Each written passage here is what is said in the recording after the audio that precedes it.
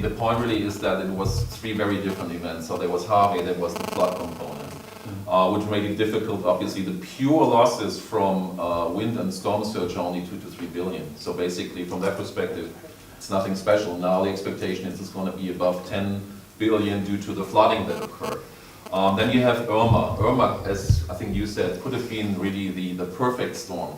When you looked at it 3 days before it made landfall, the track was forecast to be basically along the East Coast, hitting Miami area. So that had easily, I think some of you have followed the early indications, could have been a $100 billion loss alone, maybe even more. So it changed, and in a certain respect, but this event was the most traditional one of the three. I think the loss range reflects that as well, that it's a pretty, there's convergence, from the modeling firms, that it's pretty close together and the range is rather small. And then you have Maria, which is basically the first big event that hit Puerto Rico in 50 years.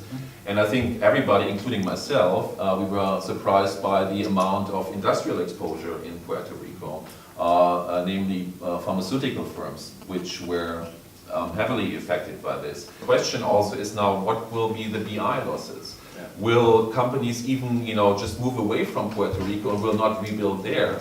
Yeah. What impact will it have on demand surge? Will that drive it? So it's quite a different animal in that extent. So that's why you have this wide loss range. Is it good to give this wide loss range? It's up to you. I think it's good because then you have to really have the chance to look at how did we or any other modeler come up with it and understand what are the drivers behind it. And you can decide, okay, do you think 30% loss inflation makes sense? Do you think there will be lots of BI losses, etc., etc., uncertainty around building codes on the island? So there are many uncertainties currently, and I think it will take quite some more time really to see the ultimate loss. So that's why Maria is so different, and that's why our loss estimate is, first of all, definitely on the high side and also so broad.